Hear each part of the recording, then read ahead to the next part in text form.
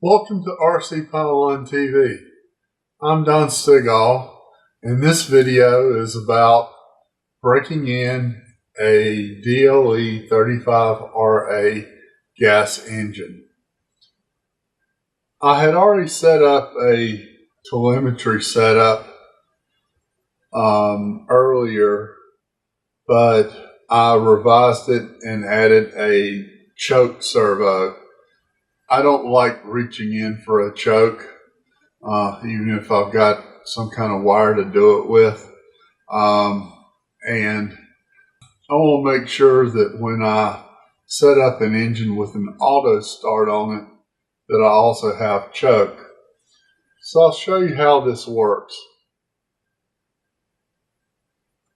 Turn on the transmitter.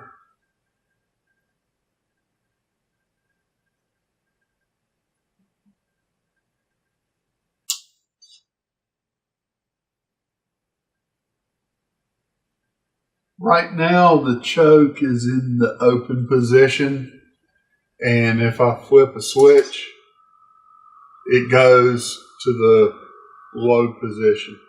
I need to adjust it slightly because it's apparently binding just a little.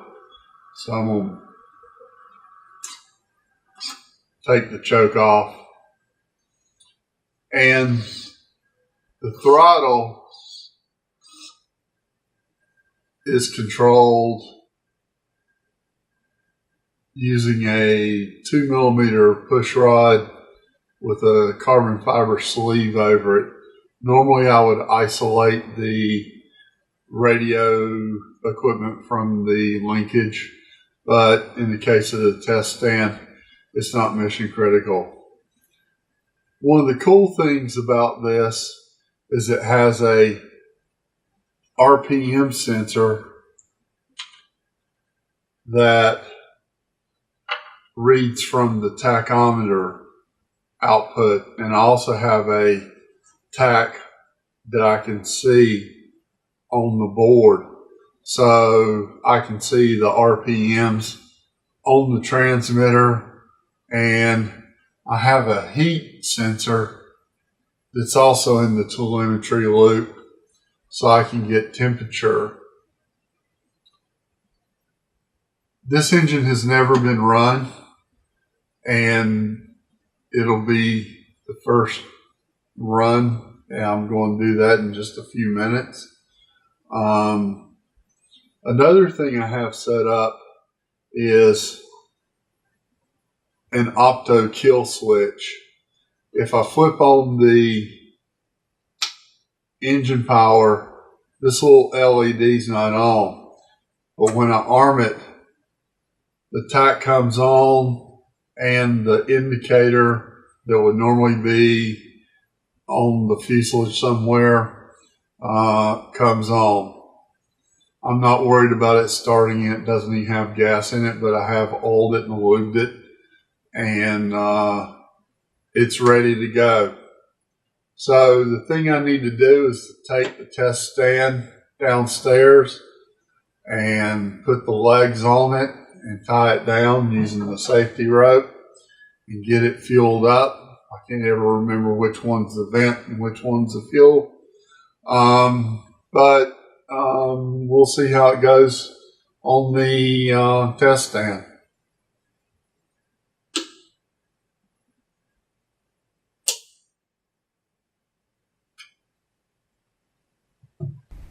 I've already run this DLE-35RA a couple of times, and I've got the starting procedure down. I'm using an electric starter, and this nut came from Mile High RC. It'll be a nice nut if I put it on a quarter scale cub, but this engine may go in a World Model Spitfire GS. System idle.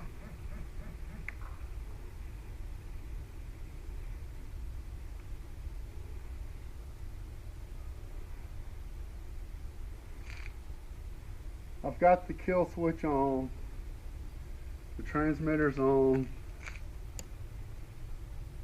the radio's on, and the engine power is armed.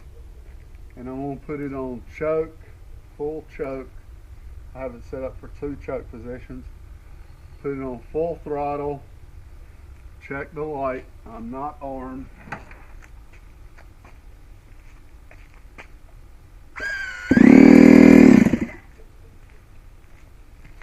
I'm going to take the throttle down, take the choke off, and arm it.